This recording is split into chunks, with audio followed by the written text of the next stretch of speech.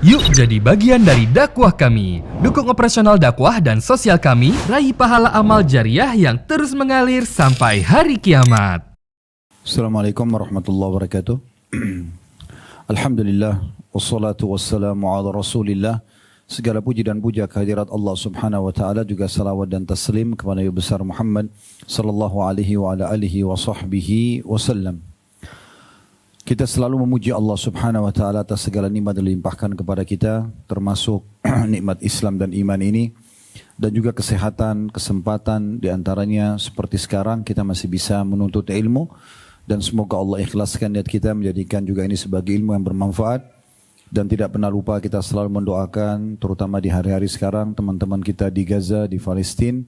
Semoga Allah subhanahu wa ta'ala angkat permasalahan mereka, Allah terima para syuhada mereka, Allah hilangkan rasa ketakutan mereka, dan Allah berikan kemenangan dari musuh-musuh mereka. Serta juga Allah berikan kemerdekaan secara total untuk Palestina secara umum, dan akhirnya bisa menjadi seperti negara-negara Islam yang lainnya. Dan insya Allah setelahnya Masjid Aqsa juga akan terbuka lebih lebar pintunya untuk semua muslim bisa berkunjung ke sana. Allahumma amin. Kesempatan ini insya Allah kita akan lanjutkan bedah buku kita, yaitu Bergegaslah Taubat Sebelum Terlambat. Pada pertemuan yang lalu kita sudah sempat membahas sebuah bab yang mulia, yaitu tentang masalah taubat nasuha. Dan sudah saya jadi titik beratkan kalau taubat ini adalah sebuah tiket VIP ya, buat kita semua. Bagaimana tidak pada saat seseorang itu melakukan dosa sebanyak apapun dan seberat apapun, selama dia belum meninggal dunia, kemudian dia menggunakan tiket taubat ini, yaitu dia kembali kepada Allah. Taubat artinya kembali, dia kembali kepada Allah diikuti dengan nasuha, maksudnya tulus. Tidak ada penekanan, tidak ada tekanan ya. Dia murni betul-betul hanya ingin kembali kepada Tuhannya, maka semua kesalahan dia yang sekian tahun dia kerjakan, seberat apapun itu akan dimaafkan oleh Allah subhanahu wa ta'ala. Dan cukup banyak dalil yang sudah kita bacakan pada pertemuan yang lalu, mungkin tidak semua saya ulangi, tapi yang jelas hadis Nabi SAW sudah mewakili semua apa yang kita bahas yang lalu. Bagaimana Allah sangat gembira dengan taubat hambanya. Lebih gembira daripada seseorang di antara kita yang pergi ke padang pasir yang tidak bertuan, kemudian dia membawa seluruh bekal-bekal dia di atas untahnya, dan pada saat dia istirahat di bawah sebuah pohon, kata Nabi SAW, ini perumpamaannya, maka tiba-tiba waktu dia bangun, untahnya sama semua perbekalannya hilang di padang pasir yang tidak bertuan tadi. Dia cari ke sana sini, tidak temukan untanya dan bekalnya. Karena sudah putus asa, dia pun berkata pada dirinya sendiri, saya tidur kembali di bawah pohon yang tadi saya tidur, semoga saya sudah tidak bangun lagi. Maksudnya meninggal dunia. Nanti pada saat dia tidur dan dia terbangun, dia temukan untanya ada di hadapannya lagi dengan semua bekalnya, sehingga dia bisa melanjutkan roda kehidupan. Bagaimana gembiranya orang itu? Maka kata Nabi SAW, Allah lebih gembira dengan taubat hambanya daripada orang yang menemukan tadi kembali semua bekalnya itu. Jadi Allah berbeda sekali dengan manusia. Mungkin kita kalau interaksi dengan manusia, di saat kita berbuat salah dengan dia misalnya, mungkin dia bisa memaafkan sekali dua kali kita buat salah. Tapi kalau sudah lebih dari itu mungkin akan sulit sekali manusia memaafkan. Kalaupun dimaafkan maka tidak akan ada interaksi lagi setelahnya. Kan begitu biasanya ya. Misalnya di perusahaan kita ada orang pernah mencuri atau memanipulasi data. Kalaupun kita diminta untuk memaafkan, mungkin kita maafkan, tapi tidak mungkin kita terima lagi sebagai pegawai kan gitu. Karena khawatir perusahaan akan terganggu dengan keberadaan orang seperti ini. Itu di alam manusia begitu. Tapi di sisi Allah subhanahu wa ta'ala berbeda. Seberat apapun dosa itu, selama kita mau kembali kepada Allah, meninggalkannya, menyesali, kemudian coba sibuk dengan amal saleh, maka insya Allah Allah akan terima. Allah akan terima. Dan walaupun taubat itu berulang-ulang dilakukan, maka juga akan diterima oleh Allah subhanahu wa ta'ala. Pernah ada seorang sahabat mengatakan, ya Rasulullah, saya berbuat dosa. Gitu kan? Saya berbuat dosa. Maka apa yang harus saya lakukan? Kata Nabi SAW, kamu taubat. Lalu orang itu bilang, kalau saya ulangi lagi. Kata Nabi SAW, taubat lagi. Orang itu bilang lagi, kalau saya ulangi lagi. Kata Nabi SAW, taubat lagi. Tuhan kalian tidak akan pernah bosan, Allah SWT, sampai kalian bosan. Allah tidak akan pernah meninggalkan kesempatan atau membiarkan hambanya tidak memiliki kesempatan untuk bertaubat selama dia masih mau bertaubat. Dan ingat, kita harus selalu bersangka baik dengan Tuhan kita Allah Subhanahu wa taala. Ya, karena Allah Subhanahu wa taala selalu memang baik sama kita. Kalau Allah memang sebenarnya langsung mengambil keputusan seperti manusia, mungkin ada orang begitu satu buat kesalahan, kalau di alam manusia bisa langsung dibunuh, bisa dicacatkan fisiknya. Tapi Allah Subhanahu wa taala tidak begitu. Sekian kali kita buat pelanggaran, masih saja peringatan demi peringatan yang datang. Cobaan demi cobaan agar kita menyadari kesalahan kita tersebut. Andai saja Allah mau menghukum dosa-dosa kita, Bapak Ibu sekalian, mungkin bisa dengan satu buat dosa, satu mata kita dibutain misalnya, wa na'udzubillah. Tahu dua-duanya langsung. Atau Allah puntungkan kakinya. Atau Allah cabut rohnya, meninggal. Tapi Allah SWT memberikan peluang yang sangat banyak agar seorang hamba itu mau memperbaiki keadaan-keadaannya. Dan hadis terakhir yang kita bahas di halaman 36, saya ingatkan kembali, ini yang terakhir kita bahas yang lalu ya. Hadis Qudsi, saya bacakan kembali, kata Nabi SAW bahwasanya Allah Subhanahu wa taala berfirman, "Ya ibna Adam, innaka ma da'awtani wa rajautani ghafartu laka ala ma kana fika wala ubali." Wahai anak Adam, tidaklah engkau berdoa kepadaku, merengek, manja, memohon kepada Allah, ya. Melainkan aku akan ampuni dosa yang ada padamu dan aku tidak peduli. Maksudnya tidak ada yang bisa intervensi kepada Allah. Sebesar apapun dosa kita, kalau kita wudu, doa, ya Allah maafin saya, Allah maafkan. Dan tidak ada yang bisa intervensi dalam pengampunan dosa itu, sebesar apapun kesalahan kita. Walaupun ada orang mengatakan dosamu tidak akan dimaafkan, itu tidak diterima di sisi Allah. Karena keputusan mutlak ada di tangannya sampai pencipta Allah. Makanya Allah bilang, wala ubali, aku tidak peduli. Lalu kemudian selanjutnya kata Nabi SAW, Allah juga mengatakan, ya ibna Adam, lau balagat dhunubuka ananas sama'i, thumma astaghfartani ghafartu laka wala ubali. Wahai anak Adam, kalau seandainya dosa-dosamu memenuhi cakrawala langit ini, semua langit ini, alam semesta ini, kemudian engkau beristighfar kepadaku, maka pasti aku akan maafkan semua kesalahanmu dan aku tidak peduli. Walaupun dosa kita sudah memenuhi langit ini, tapi mau istighfar kepada Allah, mau kembali kepada Allah tulus, memang betul-betul mau mohon ampun. Biasanya orang kalau mau mohon ampun yang tulus, pasti dia tidak akan mau mengulangi kesalahannya, gitu ya. Maka Allah bilang, saya akan maafkan dan saya tidak peduli. Nggak ada yang bisa intervensi di situ. Kemudian ya ibna Adam, potongan terakhir hadis, innaka law ataitani bi qurabil ardi khataya thumma lakitani la tusyrik bi syai'an la ataituka bi qurabiha maghfirah.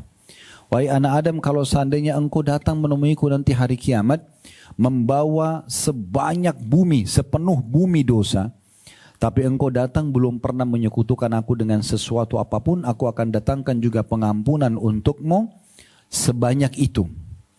Nah ini sudah kita jelaskan dalam pemahaman ahli sunnah wal jamaah, kalau ada orang meninggal, selama bukan meninggal dalam keadaan kafir, atau dalam keadaan musyrik, syirik besar ya, menyembah berhala misalnya, atau orang munafik, maka dia cuma pelaku dosa besar, diistilahkan tahta masyiatillah, di bawah naungan Allah. Tidak bisa langsung kita vonis kalau ada orang meninggal dalam kondisi dia punya dosa, tapi dia muslim, dia juga masih punya amal soleh, kita katakan orang ini masuk neraka. Tidak bisa kita bilang begitu, karena dia masih di bawah naungan Allah Subhanahu wa ta'ala. Insya'a ghafarahu, insya'a adzabah. Kalau Allah mau Allah ampuni, kalau Allah mau Allah siksa. Jadi ini sebuah keringanan yang Allah Subhanahu wa taala berikan kepada semua hamba-hambanya. Walaupun hadis ini potongan terakhir tidak boleh Bapak Ibu sekalian kita jadikan sebagai tunggangan tanda kutip dan disalahfahami. Kita mengatakan, oh toh Allah pasti maafkan kok. Yang penting saya tidak syirik. Nah, kemudian dia bebas berbuat dosa, jangan. Karena dosa saya sudah bahasakan dia seperti racun. Walaupun kita datangkan segentong susu, ya, tadinya itu susu sehat tapi ditaruh setetes racun sudah cukup merusak susu tersebut. Jadi satu dosa kecil cukup membuat sholat kita jadi enggak khusyuk, kita jadi malas baca Quran, kita bahkan tidak bisa sholat malam. Abdullah bin Umar, sahabat Nabi yang mulia berkata radhiyallahu anhum, beliau terkenal dengan sahibut ta'assi, sahabat yang paling cepat dan tepat selalu mencontohi Nabi. Nabi buat apa? Setelah selesai langsung dia kerjakan dan dia konsisten menjaga. Beliau mengatakan, saya pernah berbuat dosa satu kecil saja, sudah cukup membuatku tidak bisa sholat berjamaah di masjid 1 bulan. Ya. Dan hukuman yang paling berat yang datang pada seorang hamba dari Allah SWT kalau dia buka terus pintu dosa, tidak bisanya dia beribadah. Tidak bisanya dia beribadah kepada Allah Subhanahu wa ta'ala, ya. Sebab pernah ada orang datang kepada Hasan Basri rahimahullah, kemudian dia mengatakan, wahai imam, imam ini kayak kita kiai, ustadz gitu ya. Wahai imam, saya sudah sekian tahun buat dosa, puluhan tahun buat dosa. Saya nggak pernah lihat ada hukuman. Saya nggak pernah lihat ada hukuman, biasa aja gitu. Maka Hasan Basri mengatakan, kamu keliru. Hukuman Allah telah datang tapi kamu tidak rasakan. Maka orang itu berpikir hukuman itu cuma penyakit, ya apalah yang menyakitkan bagi dia yang biasa manusia alami ya, gangguan orang gitu-gitu. Maka kata Hasan Basri, bukankah selama ini kau tidak bisa menjaga sholat 5 waktumu tepat waktu? Dia bilang iya. Bukankah selama ini kau tidak bisa sholat malam? Dia bilang iya. Bukankah selama ini kau berat untuk baca Quran? Dia bilang iya. Bukankah selama ini kau sulit sekali untuk berzikir? Iya. Bukankah selama ini kau sulit untuk mengingat akhirat, surga, neraka, kematian? Dia bilang iya. Kata Hasan Basri, itulah hukuman terberat Allah dari dosa-dosamu. Kalau hanya sekedar orang kena penyakit, diganggu orang, ini justru mudah untuk kembali kepada Allah. Karena dia terdorong untuk mencari solusi dari masalahnya. Tapi kalau orang terlalaikan dari ibadah, itu tidak ada solusinya, kecuali dia menyadari sendiri. Maka ini hukuman yang paling berat bagi orang-orang yang justru tidak mau bertobat kepada Allah Subhanahu wa ta'ala. Nah, kesempatan sekarang teman-teman sekalian, kita ke depannya akan membahas beberapa kisah berhubungan dengan kisah orang-orang soleh terdahulu yang bertaubat dari dosa-dosa mereka. Nah, sebelum kita masuk ke kisah-kisah ini, dan kisah pertama kita nanti kisah taubatnya Tha'labah bin Abdurrahman radhiyallahu anhu, kita akan jelaskan dulu. Kisah-kisah ini penting ya. Kisah-kisah itu penting. Asal kisahnya benar. Ya. Allah ceritakan dalam Al-Quran kisah para nabi-nabi kan. Allah kisahkan, ada bahkan namakan surah. Ada surah Hud, ada surah Yusuf, ada surah Ibrahim, ya, ada surah Yunus, ya, ada surah Muhammad alaihi wassalam, dan ada surah yang Allah gabungkan namanya surah Al-Anbiya, surah Al-Qasas, ya. Bahkan Allah namakan khusus nama surah Al-Qasas. Kisah-kisah banyak di dalamnya. Semua ini kisah-kisah yang benar tentang nabi-nabi sebelum kita, orang-orang soleh sebelum kita, bagaimana prosesi hidup mereka, ya, kemudian bagaimana juga akhir dari hidup mereka. Sehingga kita bisa ambil pelajaran daripada kisah-kisah. Contoh misalnya, dan ini pengaruhnya besar sekali pada kejiwaan. Kisah yang masyhur, kisah Nabi Yusuf alaihissalam. Nabi Yusuf karena beberapa saudaranya cemburu melihat ayah mereka, Nabi Yakub, kayak lebih sayang kepada Yusuf, mereka cemburu. Maka cemburu ini membuat saudara-saudaranya ingin mencelakakan Nabi Yusuf. Tadinya mereka sepakat mau bunuh Nabi Yusuf. Muncul begitu syaitan hiasi di diri saudara-saudara yang kena cemburu, kenapa ayahnya lebih sayang kepada Nabi Yusuf, gitu kan? Waktu Yusuf masih kecil. Kemudian setelah itu Nabi Yusuf alaihissalam pun ya, disepakati oleh saudara-saudaranya jangan dibunuh. Lebih baik kita lempar aja, buang dia jauh-jauh supaya dia tidak tinggal lagi bersama kita. Dan di masa dulu tidak kayak kita sekarang mudah transportasi, ada bus, ada kereta api, ada pesawat, ada alat komunikasi. Orang dibuang di Amerika pun masih bisa kontak keluarganya gitu ya. Tapi di masa dulu sudah tidak bisa. Dia kalau ditaruh di satu tempat terus dibawa oleh kafilah orang yang jalan, apalagi bisa transaksi manusia di masa itu, maka dibawa di pasar budak, diperjualbelikan, selesai. Udah menjadi budak di tempat orang, dia susah komunikasi, nggak ada lagi yang tahu di mana keberadaannya gitu. Dia hidup atau dia mati seperti itu.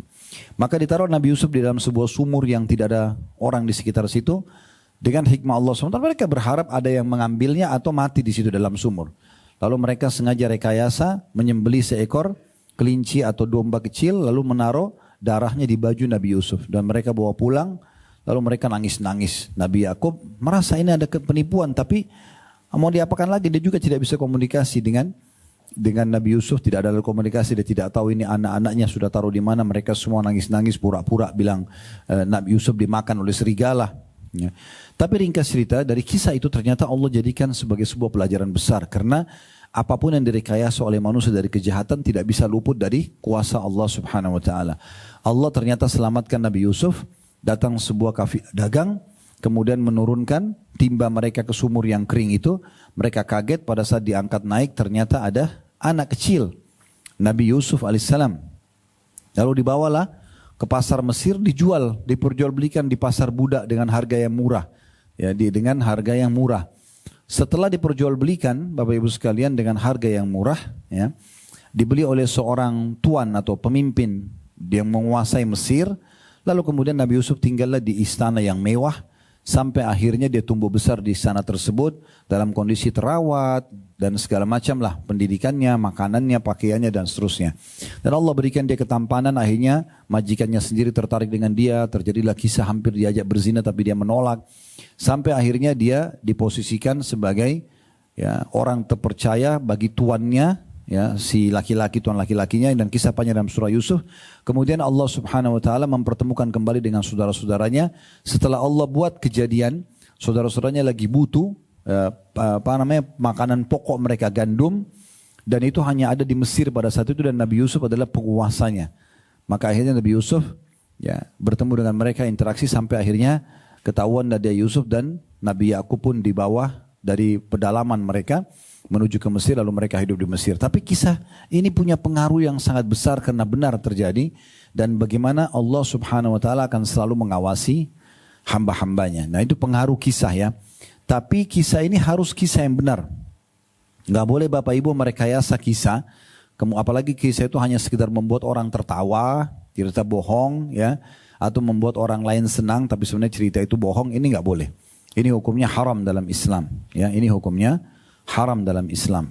Baik, kita akan masuk di antara kisah-kisah. Ini kisah terlalu banyak, ada ribuan kisah orang-orang soleh yang taubat ya. Tapi di antaranya kita lihat bagaimana prosesi taubat seorang tokoh yang kita bahas pada kesempatan ini, namanya Tha'labah bin Abdurrahman radhiyallahu anhu. Ini sahabat Nabi yang mulia. Saya bacakan dulu di halaman 37 ya. Nanti setiap ada kesempatan ditanggapi, kita akan coba menanggapi kisah ini untuk menambah ilmu dan pengalaman kita. Disebutkan oleh Abu Nuaim Ahmad bin Abdullah al-Asbahani dalam kitab Hilya al-Awliya.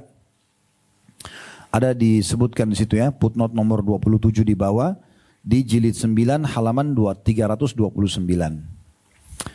Dikatakan dari Ibnu Qudamah dalam kitab At-Tawwabin. Ini juga disebutkan oleh Ibnu Qudamah di halaman 69. Bahwa ada seorang anak muda dari Ansar. Ansar ini penduduk asli Madinah, diistilahkan dengan Ansar, bernama Tha'labah bin Abdurrahman radhiyallahu anhu telah masuk Islam. Tha'labah bin Abdurrahman ialah seorang yang biasa melayani Nabi SAW. Jadi kita sedang bicara seorang tokoh sahabat Nabi dari asli penduduk Madinah dan selalu kerjanya dia mengabdikan diri pada Nabi. Dia mau membantu Nabi. Suatu ketika Nabi SAW mengutusnya untuk suatu keperluan. Pada saat dia berangkat menuju keperluan tersebut, dia melewati rumah orang Ansar yang lain yang kebetulan istrinya orang itu sedang mandi. Karena orang mandi mungkin tidak menggunakan busana. Tha'labah ini sempat melihat ke arah wanita yang sedang mandi itu. Tha'labah sempat melihat ke arah wanita itu, otomatis terlihat auratnya gitu ya. Ini namanya manusia digoda oleh syaitan, dia lewat, ada terlihat celah. Karena masa itu kamar mandi orang bukan dalam rumah, tapi di luar rumah. WC sama kamar mandi ditaruh di sebelah rumah atau di padang pasir. Nggak ada kayak kita sekarang orang bisa dalam rumah gitu ya. Masa itu begitu. Nabi SAW sendiri kalau punya hajat beliau tidak dalam rumahnya, beliau keluar. Ya. Jadi orang ini lewat, dia lewati kamar mandi, ada rumah, ada kamar mandi khusus untuk satu keluarga orang Ansar yang lain, perempuan di situ mandi dan terbuka terlihat, maka dia menyaksikan tubuh wanita tersebut. Tapi pada saat dia sudah lihat, nah ini orang kalau ada dalam hatinya bibit iman walaupun sedikit, biasanya dosa itu membuat dia ketakutan. Nah muncul rasa takut dia. Rasa takut dia dan khawatir dia muncul atas dosanya. Apalagi di masa itu wahyu lagi turun. Ya. Jadi Al-Quran belum sempurna. Biasanya kalau ada kejadian-kejadian besar di kalangan manusia, itu Allah turunkan ayat langsung menceritakan tentang kejadian tersebut. Nah tiba-tiba Tha'labah ini dengan sedikit ada keimanan dalam hati, dia khawatir. Ini dosa nih, ngelihat perempuan yang bukan mahram apalagi lagi mandi. Maka dia pun khawatir wahyu turun menceritakan dan membongkar aibnya ini.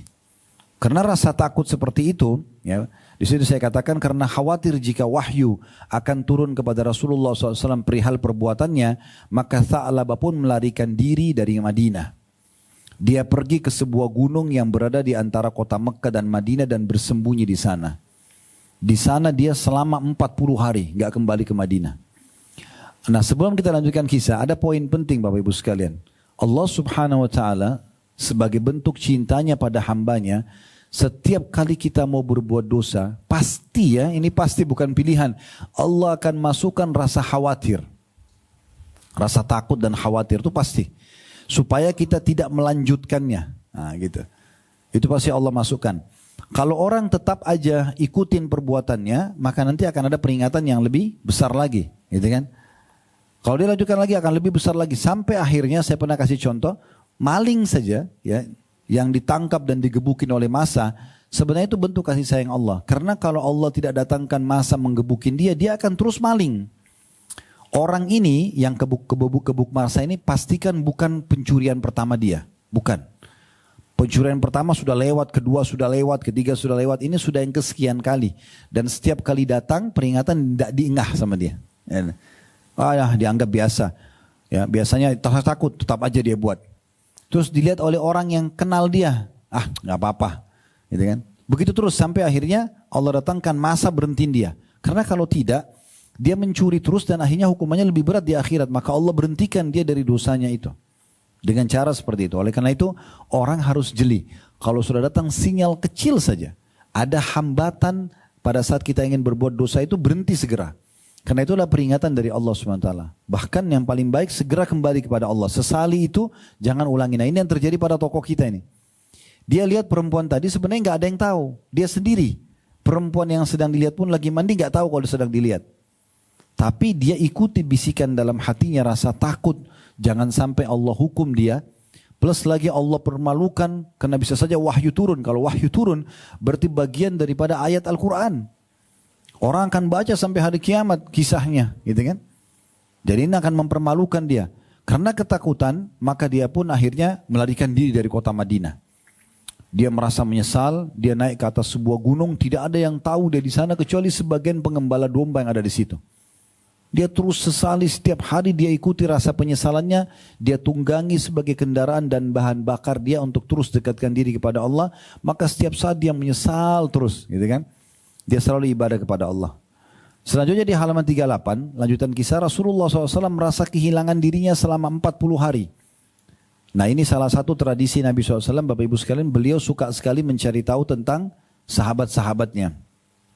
Jadi beliau kadang-kadang habis sholat, beliau cari mana si fulan, ditanya kalau tidak hadir. Kalau misalnya nggak ada yang tahu nih, beliau tanya siapa tetangganya. Oh, si fulan tetangganya, baik, silakan kamu ke rumahnya, cari tahu, beritakan kepada kami. Nah, kalau dia sakit dijenguk, gitu kan. Jadi apa saja permasalahan umat itu tidak dibiarkan begitu saja. Tapi Nabi SAW segera cari tahu permasalahannya apa dan langsung diperbaikin pada saat itu. Dan kata selanjutnya kisahnya, dan itu adalah hari di mana orang-orang mengatakan Robnya telah meninggalkan dan membencinya.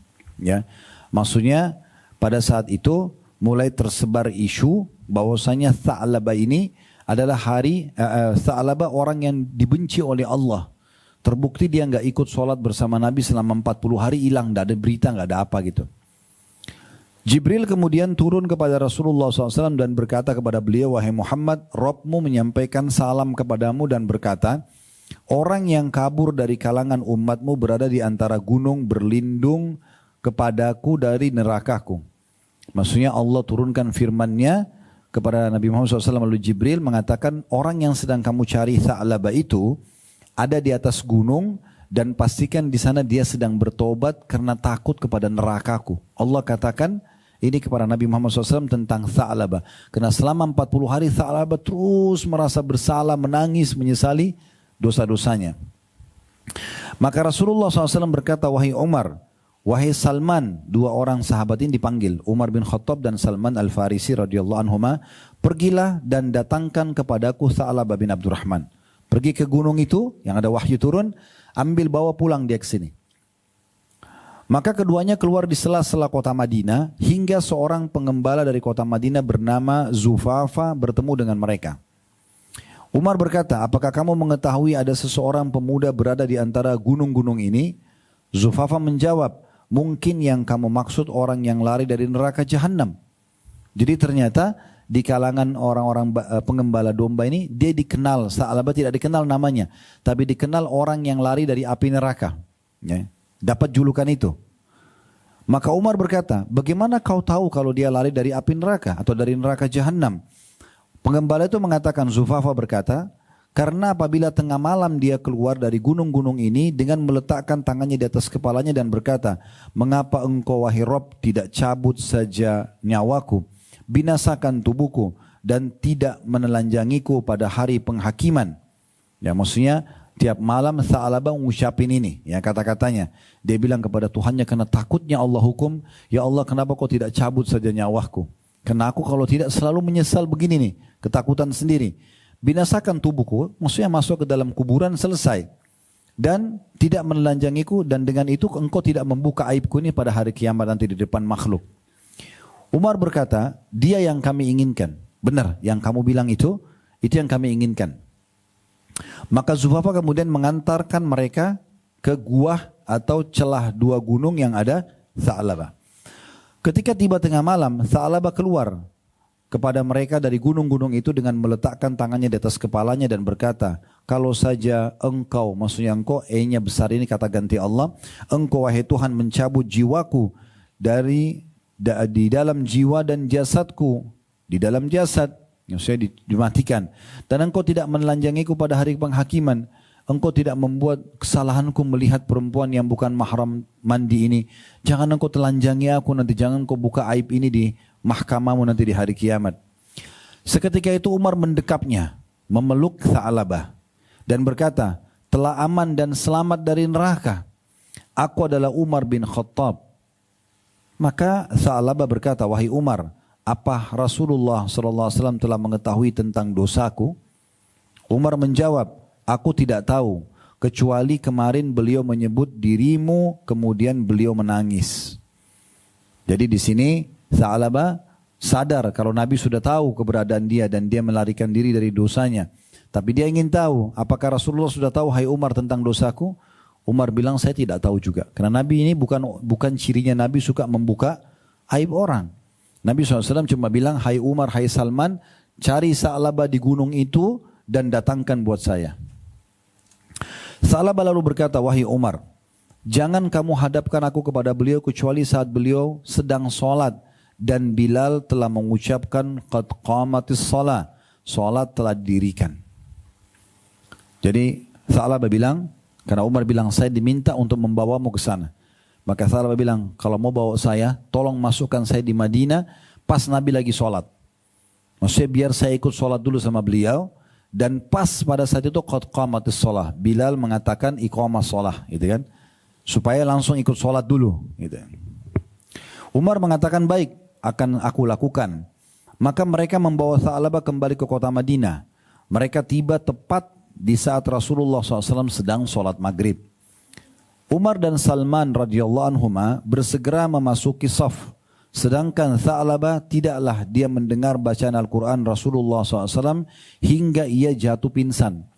Ini poin penting ya. Jadi Bapak Ibu sekalian, penyesalan yang Allah tanamkan dalam hati dari pelanggaran agama itu kalau kita terus pupuk dia seperti bara api yang kecil, tapi kita kipas terus. Ya. Nanti dia menjadi bara api yang terus menyala. Kan? Pernah lihat arang ya? Apinya kecil, tapi kalau kita kipas dia nanti lama-lama jadi bakar semua dan terus nyala. Gitu. Nah seperti itu perasaan iman seorang mukmin. Kalau dia sudah muncul dalam hati, jangan dibiarkan padam.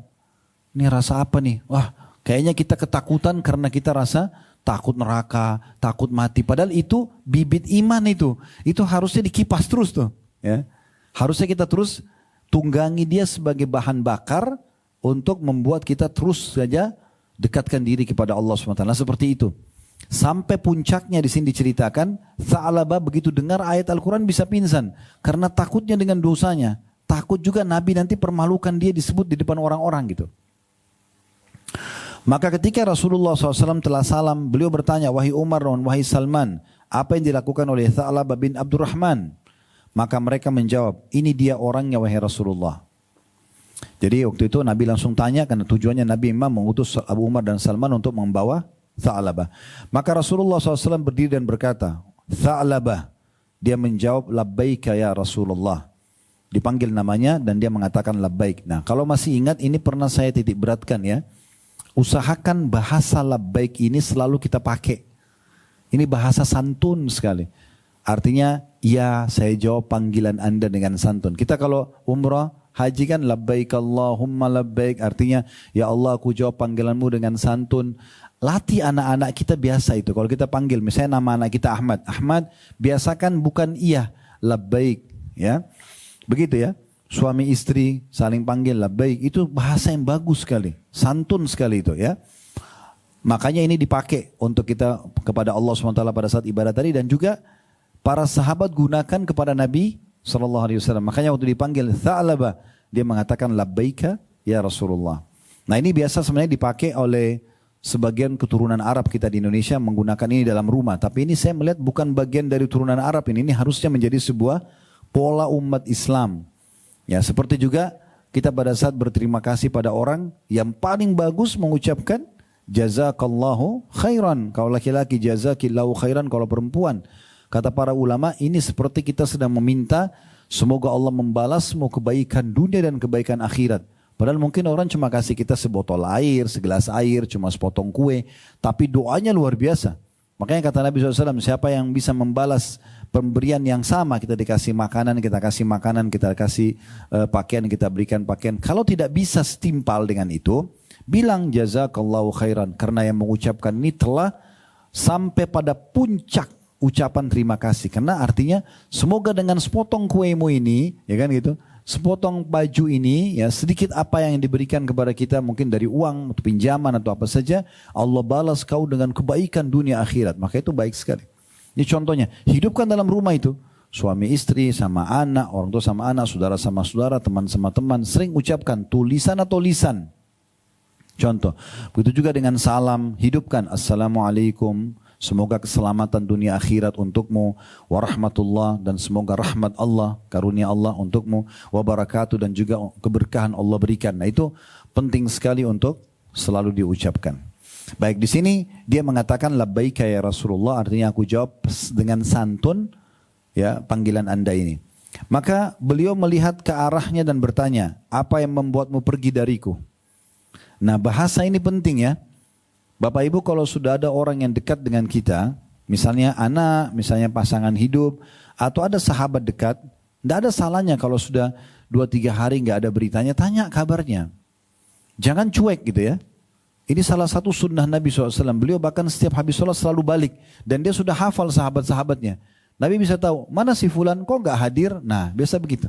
Pertanyaan ini akan memunculkan bentuk kepedulian khusus pada orang tersebut yang nanti membuat kedekatan kita makin terjalin dan lebih memudahkan untuk memberikan masukan-masukan positif. Di sini kita bicara hubungan yang baik ya. Jangan ditarik ini ke pacaran. Ya. Oh berarti kalau sama pacar saya juga harus begitu? Enggak. Suami istri, anak, saudara, teman sesama jenis gitu kan. Ini kita untuk menjalin hubungan yang baik. Karena cueknya dan komunikasi yang dingin ini membuat akhirnya hubungan jadi dingin juga. Kan gitu. Tapi kalau kita biasa menanyakan kabar, menanyakan apa keperluan, hadirlah dalam kehidupan orang tersebut, maka itu akan memudahkan kita mendapatkan banyak sekali hal-hal positif dari dia. Respon positif, penerimaan masukan dan segala macam. Maka Sa'labah menjawab pada saat ditanya oleh Nabi SAW, apa yang membuatmu pergi dariku? Nah ini kan Nabi yang bilang, bayangkan kita kalau di posisi Sa'labah, kemudian Nabi bilang, kamu kemana saja dari aku ini, kenapa nggak ada berapa hari beritanya? Kan kita kayak, Nabi perlu sama saya ya, nah gitu ya. Maka dia mengatakan, dosaku wahai Rasulullah. Jadi murni hanya dosa, aku takut nih, dosa. Maukah aku beritahukan kepadamu tentang ayat yang dapat menggugurkan dosa dan kesalahan? Nah ini sebuah adab lain Bapak Ibu sekalian. Salah satu hal yang penting, kalau ada teman kita atau siapa saja pasangan kita, anak-anak mengatakan, saya sudah buat dosa. Kalau dia nggak ceritain, nggak usah tanya. Ya, nggak usah kepo nih, kamu dosa apa sih? Coba ceritain. Nggak usah. Gitu kan? Yaudah, dia kalau memang nggak ceritain, saya ada dosa nih. Yaudah, Allah bukain pintu tobat kok, tobat aja. Selesai. Gitu aja, langsung ke solusinya. Ya, setiap masalah dalam Islam dianjurkan langsung solusi. Karena kalau sudah terjadi, nggak ada lagi fungsinya, nggak ada lagi manfaatnya untuk dibahas. Tinggal bagaimana supaya tidak terulang lagi dan kita langsung pada solusinya. Itu yang tepat, ya. Maka dia mengatakan, ya Rasulullah dosaku. Nabi tidak tanya, kau buat dosa apa sih? Nabi nggak tanya. Tapi Nabi langsung mengatakan, mau nggak aku beritahukan kepadamu ada ayat turun khusus untuk gugurin dosa-dosa. Karena kan dia mengeluhkan dosanya. Maka dia berkata, tentu wahai Rasulullah. Jadi seakan-akan udah, saya nggak mau tahu dosamu kok. Tapi saya mau sampaikan kau ada berita gembira yang bisa bersih dosa-dosa kamu tadi. Kesalahanmu bisa bersih. Maka Nabi SAW mengatakan, katakanlah, ya Allah berikanlah kepada kami kebaikan di dunia dan di akhirat dan lindungilah kami dari azab neraka. Ini doa Rabbana atina fid dunya hasana wa fil akhirati hasana wa qina adzabannar, ya. Ini dalam surah Al-Baqarah surah nomor 2 ayat 201. Doa yang masyhur, ya. Maka dia menjawab, dosaku lebih besar wahai Rasulullah. Maksudnya kalau hanya baca ayat ini aku khawatir belum cukup untuk membersihkan dosaku. Maka kata Nabi SAW, bahkan kalam Allah lebih agung. Berarti di sini Nabi SAW mematahkan bisikan syaitan yang membuat seakan-akan, oh baca Rabbana atina fid dunya hasanah masa bisa bersihin dosa saya yang besar gitu. Maka Nabi SAW mengatakan, ini firman Allah, gimana kau ragu? Ucapin ini dosamu akan dimaafkan. Nah gitu. Saya sedikit tambahkan dulu sebuah kisah di sini. Ada satu kejadian seorang sahabat di masa Nabi SAW kena satu penyakit Bapak Ibu sekalian yang tidak umum. Semua orang yang lihat dia kaget. Karena belum pernah lihat ada orang kena penyakit seperti itu. Sampai mereka laporkan kepada Nabi SAW, ya Rasulullah ada si fulan sakit begini nih. Maka kata Nabi SAW, baik biarkan saya bertemu dengannya. Nabi SAW menjenguknya, kemudian Nabi lihat. Nabi sendiri kaget lihat penyakitnya. Lalu pertanyaan Nabi pertama, kamu ini berdoa apa sama Allah? Apa yang kau ucapkan ini sampai Allah uji kau begini? Dia bilang, saya mengatakan ya Rasulullah, kalau seandainya ya Allah ada hukuman dosa-dosaku yang aku lakukan di dunia, di akhirat nanti engkau akan hukum, maka percepatlah di dunia. Dia niatnya baik supaya dia tidak dihukum di akhirat. Udah sekarang di sini aja deh. Di dunia aja. Dia niatnya baik. Tapi apa kata Nabi SAW? Maha suci Allah. Kau tidak akan mampu. Siksa dunia aja susah, apalagi siksa akhirat kamu minta didatangkan. Kita kena silat sedikit aja di dunia sudah sakitnya luar biasa. Terus minta siksa neraka yang didatangkan itu berat. Kenapa kau tidak ucapkan Rabbana atina fid dunya hasanah? Bayangkan orang ini punya dosa, dia khawatir dihukum. Nabi suruh baca Rabbana atina fid dunya hasanah. Jadi Rabbana atina fid dunya hasanah artinya Allah berikanlah kami yang terbaik di dunia, wa fil akhirati hasanah dan yang terbaik di akhirat, wa qina adzabannar selamatkan kami dari api neraka. Ini yang terbaik maknanya luas. Berikan kami balasan sempurna dari amal-amal soleh kami dan ampunilah dosa-dosa dan kesalahan kami secara totalitas. Itu maknanya. Kebaikan dunia, kebaikan. Jadi memang doa ini membersihkan dosa juga. Walaupun kita tidak ada kata-kata istighfar di situ. Ya, ini yang dimaksud dengan doa tadi dan itu diambil dari potongan surah Al-Baqarah 201. Dan kita tidak boleh menganggap remeh Bapak Ibu sekalian ya, ucapan doa kita atau ucapan ajaran Nabi SAW doa, benar nggak sih ini mengampuni dosa saya? Enggak, harus kita yakin. Ya kita harus sangka baik kepada Allah Subhanahu Wa Taala. Kalau kita sudah istighfar, kita yakin Allah akan maafkan. Bahkan kalau perlu minta ya Allah, aku minta pengampunan tanpa ada diikuti dengan hukuman, itu bisa saja. Bukan mustahil Allah tidak hukum, Allah langsung maafkan. Baik, Rasulullah SAW kemudian menyuruhnya untuk kembali pulang. Setelah itu Tha'labah sakit selama 8 hari. Maksudnya pulang ke rumahnya. Gak usah lagi ke gunung, udah. Kamu baca Rabbana atina fid dunya hasanah, kemudian kamu tinggal aja di rumah kamu. Tetap ibadah seperti biasa. Tapi rupanya dia waktu pulang dia sakit. Kenapa tadi? Karena tadi seperti saya bilang ya, bibit keimanan dalam hatinya itu dia nggak padamkan. Dia kipas terus tuh. Aduh kayaknya saya salah nih. Aduh astagfirullah. Dia baca Rabbana atina fid dunya hasanah tapi dia bacanya terus sambil dia merenungi dosa dia. Sehingga tidak ada celah untuk dia ulangi gitu. Sehingga membuat dia sakit selama 8 hari. Salman kemudian radhiyallahu anhu datang kepada Rasulullah SAW dan berkata, wahai Rasulullah, apakah engkau berkenan untuk menjenguk Tha'labah? Rasulullah SAW mengatakan, mari kita bersama menjenguknya. Nah ini juga bagian daripada sunnah yang bisa kita ambil pelajaran Bapak Ibu sekalian. Seringnya kita menjenguk ya siapapun yang membutuhkan untuk jenguk. Jadi bukan cuma sakit, tidak hadirnya dia, tidak interaksi lagi sama kita, perlu ditanyakan. Jangan dibiarkan hilang begitu saja. Kenapa dia tadinya baik sama kita, dekat sama kita, tiba-tiba berubah? Kalau kita sudah tabayun, sudah cross check, kemudian dia mengatakan saya tidak mau berhubungan lagi sama kamu, ya sudah.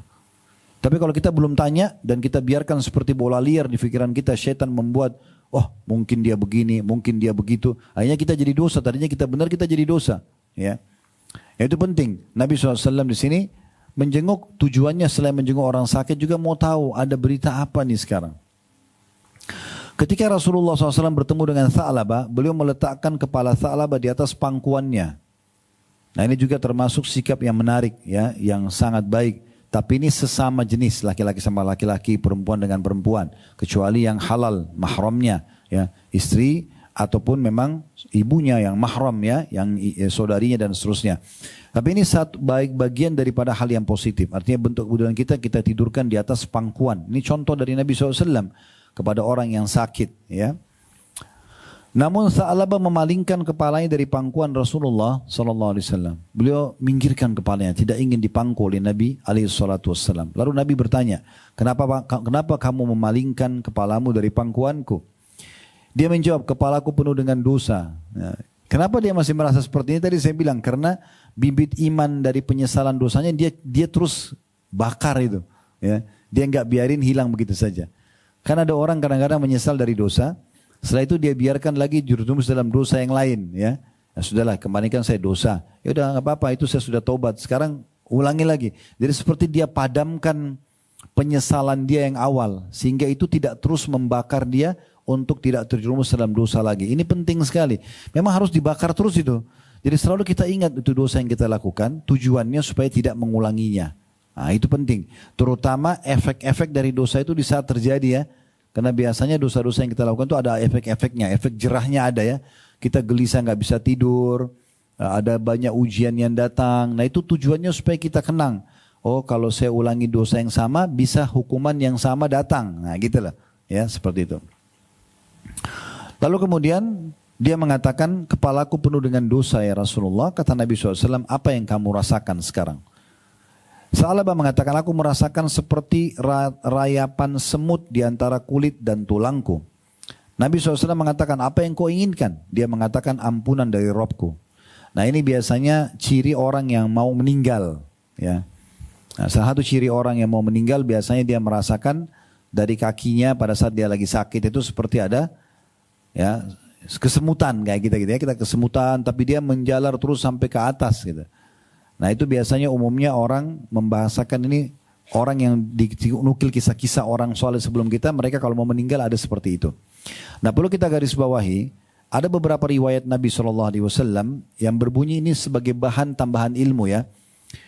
Semua orang yang berbuat baik di dunia ini, kafir atau orang beriman, akan mendapatkan balasan. Cuma bedanya, kalau orang-orang kafir mereka dapat cuma di dunia.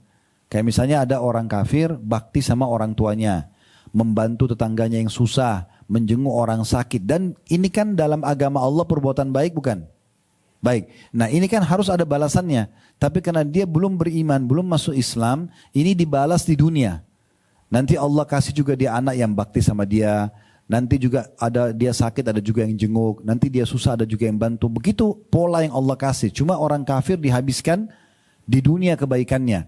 Kalau orang beriman itu diberikan di dunia balasan. Kita bakti sama orang tua, Allah kasih juga anak bakti sama kita. Kita bantu orang susah hari ini, besok kita susah dibantu. Hari ini kita jenguk orang sakit, besok kita dijenguk pada saat sakit. Cuma tambahannya orang beriman dia dapat lagi balasan di akhirat. Jadi dia dapat dua tempat ini, ya, balasan seperti itu, ya. Nah khusus itu kalau kebaikan. Kalau dosa-dosa, orang-orang kafir kalau selama mereka masih dalam, Allah biarkan dosanya.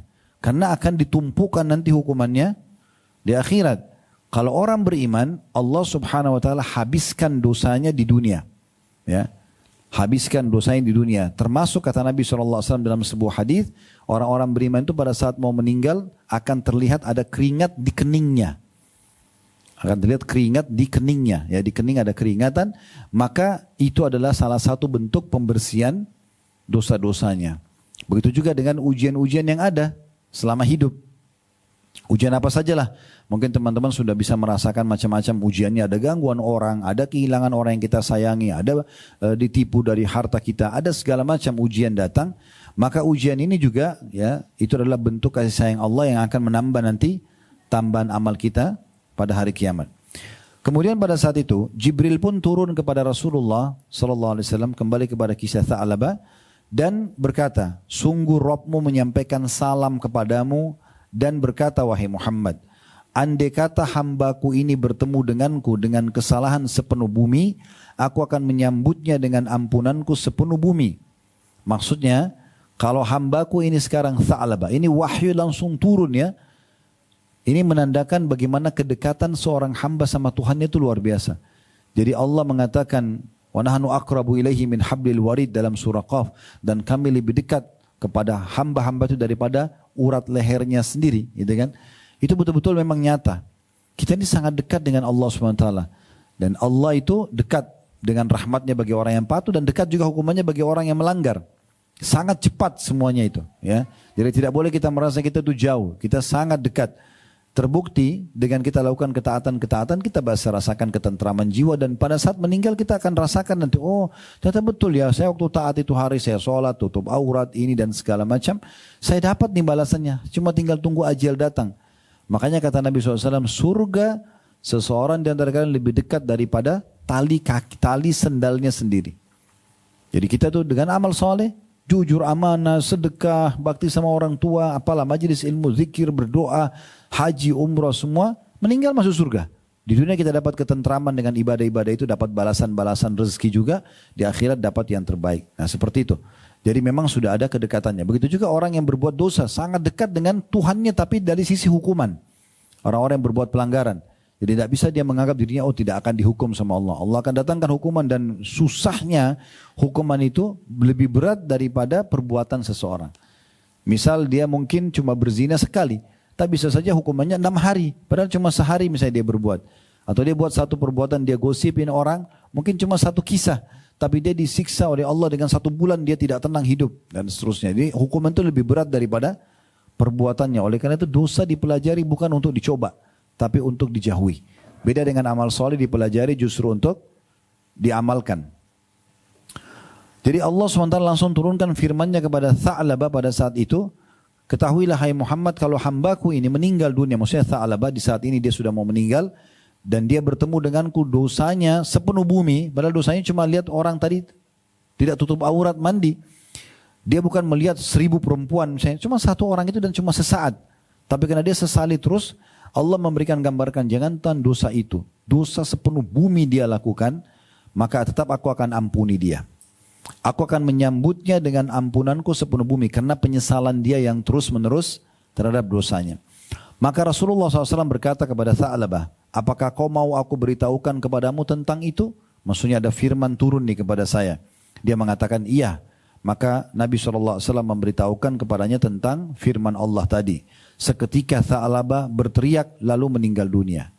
Jadi ajalnya datang. Maksudnya dia saking kagetnya Allah berfirman langsung buat dia, dan Allah maafkan dia, maka dia pada saat itu bisa meninggal dunia, ajalnya datang. Rasulullah SAW memerintahkan agar dia dimandikan dan dikafani, lalu beliau mensolatinya. Ketika jenazahnya diantarkan ke kuburan, nah ini kejadian yang luar biasa terjadi bagi hamba-hamba Allah yang patuh kepada Allah ya. Maka beliau SAW tidak jalan kecuali dengan kaki jinjit.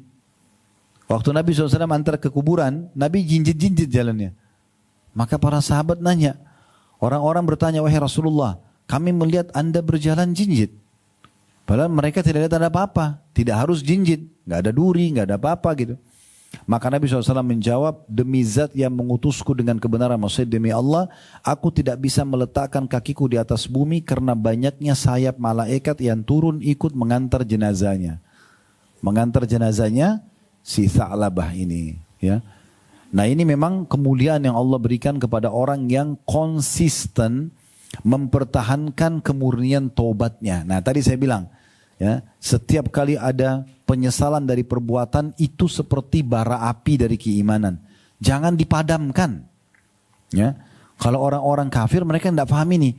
Mereka kalau buat dosa ada penyesalan, sumpek. Mereka malah larinya ke minuman keras lagi, mereka ke zina lagi, mereka makin buat dosa, maka makin jauh dari itu. Redam semuanya rasa penyesalan itu.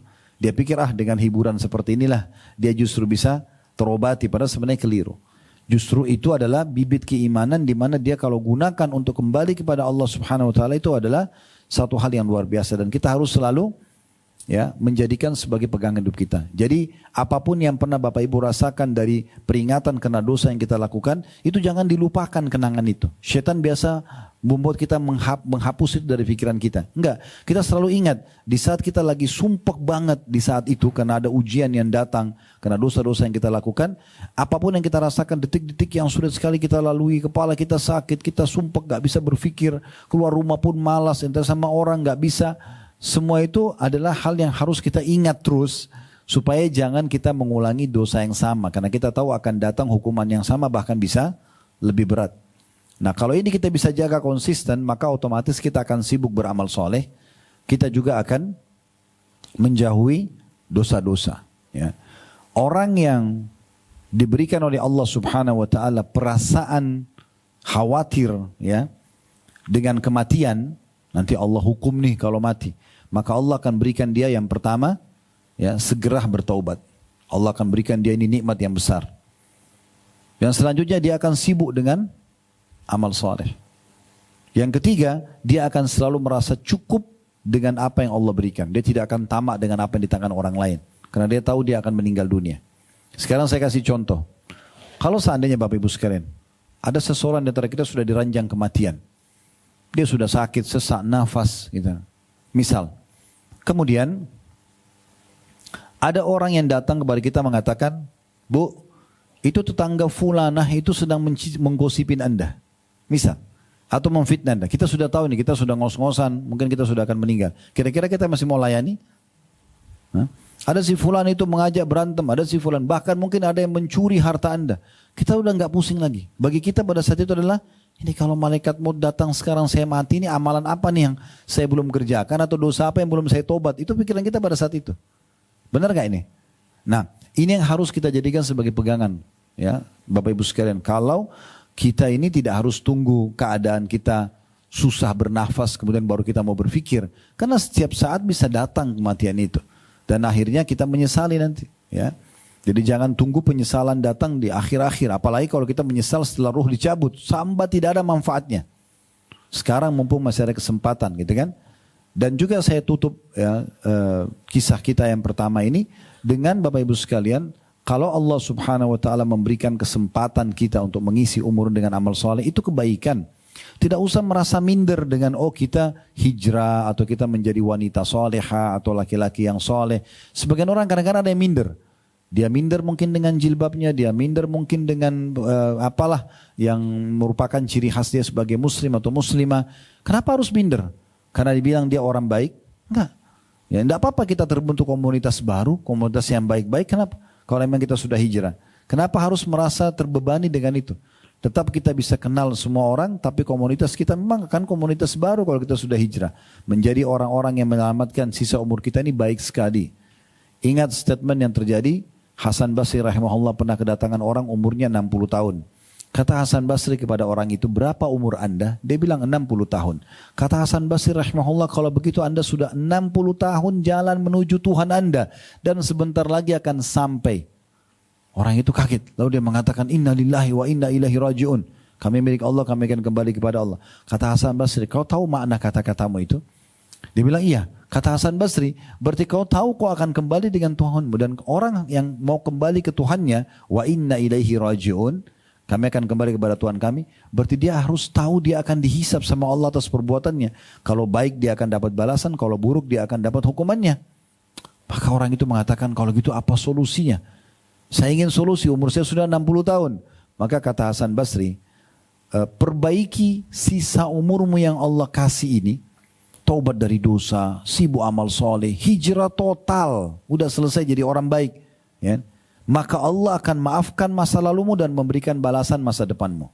Tapi kalau kau tetap dalam dosa-dosamu, masih juga kau ulangi dosa ini, setelah datang peringatan dan penyesalan seperti ini, maka Allah akan hukum kau dengan masa lalumu dan akan datang. Oleh karena itu teman-teman sekalian kita harus sadar. Poin penting juga, pengajian seperti ini Bapak Ibu sekalian. Saya tinggalkan keluarga saya, pekerjaan saya. Ibu dan Bapak juga mungkin tinggalkan rumah, tinggalkan pekerjaan, duduk di sini. Ini bukan ngerame-ramein majelis aja ini, ya. Ini sayang sekali kalau cuma sekedar seremoni, testimoni, ini sayang. Ini kata-kata saya nggak pernah susun sebelumnya Bapak Ibu sekalian. Keluar begitu saja, saya pun juga merasa ini peringatan dari Allah buat saya dan Bapak Ibu sekalian. Jadi kita jadikan ini sebagai peringatan dari Allah. Tidak usah lihat siapa yang menyampaikan, tapi apa yang disampaikan. Kalau itu benar, kita terima dan jadikan sebagai pegangan hidup. Beruntunglah orang yang seperti itu. Kalau cuma datang pengajian, bagus ya. Oh tadi begini ya, oh rame-rame, tadi makanannya enak, tadi minumannya enak, tadi tuan rumahnya ramah. Itu cuma basa-basi. Yang penting sekarang apa yang kita ambil manfaatnya dan bisa membuat kita berubah. Majelis ilmu itu yang benar pasti akan membuat kita setelah bubar berubah. Itu pasti. Nah ini seperti tadi saya bilang bara api itu. Jangan bubar dari sini, kita nggak kipas tuh. Dipadamin, siram air. Udahlah tadi pengajian ya pengajian. Sekarang saatnya jadi neraka. Tadi kan surga. Ini kan aneh ini ya. Enggak, kenapa kalau tahu majelis ilmu dengar ceramah begini tersentuh secara keimanan. Kenapa nggak di mobil nanti sebentar dengarin lagi ceramah. Kalau syaitan bisikin tadi kan sudah dengar ceramah, nggak apa-apa dengar lagi. Ilmu tidak ada ruginya kok. Nambah lagi, dicas lagi, kayak dikipas lagi tadi. Oh iya ada riwayat lain, oh iya ada kisah yang lain, gitu kan? Itu makin membuat kita akhirnya seperti Tha'labah tadi, kita merasa terus terbakar dan selalu ingin semangat ibadah kepada Allah Subhanahu Wa Taala. Ini penting sekali ya untuk kita jadikan sebagai pegangan ya. Bapak Ibu sekalian perlu garis bawahi. Ahli neraka nanti, naudzubillah. Di hari kiamat mereka masuk neraka dalam kondisi mengakui keadilannya Allah. Mereka yakin memang mereka pantas masuk neraka. Kenapa? Karena Allah tidak pernah menyuruh mereka berbuat dosa. Dan pada saat mereka buat dosa, murni pilihan mereka sendiri. Plus Allah masih kasih peringatan-peringatan agar mereka berhenti. Ada yang ingatkan dengan lisan temannya, lisan pasangannya, lisan anaknya, lingkungan mengingatkan dia. Mungkin ditangkap bahkan masuk penjara. Apa? Peringatan cukup banyak. Tapi dia nggak mau sadar gitu. Maka mereka masuk neraka dalam kondisi mengakui keadilan Allah kalau mereka pantas masuk ke neraka itu. Ini luar biasa. Jadi nggak boleh kita ya engah dalam masalah-masalah seperti ini. Allah tidak akan pernah turunkan tangan dari langit memberhentikan kita dari dosa kita atau menyuruh kita ibadah. Tapi Allah turunkan kitabnya Al-Quran untuk dipelajari, disampaikan oleh utusannya Nabi Muhammad SAW, disambung oleh para ulama dan da'i. Kami hanya bisa bicara teriak-teriak begini di mikrofon untuk mengingatkan. Tidak mungkin kami ke rumah Bapak Ibu masing-masing, ayo sholat, ayo begini, ingat ini ya, ingat itu nggak mungkin. Jadi sudah sangat cerdas orang kalau mendengarkan sebuah peringatan, dia tahu itu dari Tuhannya walaupun dari anak kecil pun sekalian. Ya, sekaligus itu ingat dari Allah. Saya pernah tidur siang hari di rumah, kemudian tiba-tiba anak saya masih kecil, mau 2 tahun setengah, datang bangunin saya gitu. Dengan suara masih terbata-bata dan masih belum terlalu lancar ngomong, dia ingatkan azan. Saya terus terbangun, memang saya dengar suara azan asar, subhanallah. Saya tidak melihat lagi anak saya mengingatkan, tapi saya nggak tahu ini ada Allah mengingatkan untuk bangun sholat pada saat itu. Kalau orang pikirkan manusia mungkin dia marah sama anaknya, orang lagi enak-enak tidur dibangunin, enggak. Tapi kita harus selalu engah, walaupun anak kecil, itu bisa saja peringatan dari Allah SWT. Bahkan semut saja menggigit kita bisa jadi sebagai peringatan. Para salafus saleh kalau jalan, kakinya kesentuh batu, kakinya keseleo, digigit serangga, langsung mereka istighfar kepada Allah.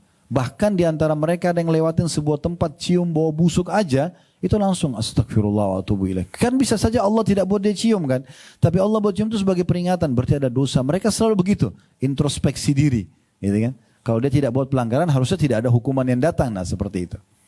Nah ini kurang lebih gambaran dari kisah Tha'labah radhiyallahu anhu. Kita simpulkan Bapak Ibu sekalian sebagai penutup tentang masalah pelajaran yang bisa diambil dari kisah Tha'labah ya radhiyallahu anhu. Yang pertama, pentingnya seseorang itu selalu berhati-hati dari perbuatan dosa ya. Walaupun ada kesempatan dan peluangnya, jangan dia lakukan semaksimal mungkin. Karena setiap orang di antara kita pasti punya peluang untuk buat dosa, tapi dia tolak. Di sini butuh kesabaran. Ini pelajaran pertama ya. Karena sabar itu dalam 3 hal. Sabar dalam mengerjakan ketaatan, kayak kita bangun sholat malam, kita puasa, kita sedekah, ini butuh kesabaran. Yang kedua, sabar dalam meninggalkan dosa. Setiap orang kita punya kesempatan zina, bohong, riba, segala macam. Tapi di saat ada peluang datang, bukan diraih, disabari, tinggalkan, jauhi, jangan dilakukan, tolak ya, karena Allah SWT. Dan yang ketiga, sabar atas ujian harian. Ini yang pertama. Jadi jangan sengaja menjerumuskan diri dalam dosa. Itu yang pertama. Yang kedua, kalau sudah terlanjur berbuat dosa, jangan menunda untuk segera kembali kepada Allah Subhanahu Wa Taala. Bagaimana Tha'labah setelah melihat dia merasa menyesal, dia bukan mengulangi dosa itu. Tapi dia justru merasa menyesal, dia pergi ke gunung selama 40 hari, dia menyendiri, dia menyesali perbuatannya, dia mohon kepada Tuhannya agar dimaafkan, jangan dipermalukan. Sampai Allah turunkan firman-Nya untuk melindungi Tha'labah dan memastikan dia telah diampuni dosa-dosanya. Yang ketiga yang bisa diambil pelajaran adalah tentu itu jangan berbuat dosa tadi ya. Kalau sudah berbuat dosa segera bertaubat. Yang ketiga kita harus menyadari bahwasanya rahmat Allah Subhanahu wa taala luas. Jadi jangan bersangka buruk sama Allah, sebesar apapun dosa jangan putus asa. Selalu kita yakin Allah Subhanahu wa taala akan memaafkan dosa-dosa kita. Yang keempat, pentingnya seseorang mempertahankan perasaan iman yang muncul atau bibit iman di saat muncul ya. Kalau saat seseorang mau melakukan dosa atau telah melakukan perbuatan dosa, itu ada bibit-bibit keimanan. Atau dia sedang melakukan ketaatan, kayak sedang sholat malam, merasakan kenikmatan, sedang haji dan umroh, majelis ilmu, apa saja itu ada kenikmatannya. Itu dipertahankan.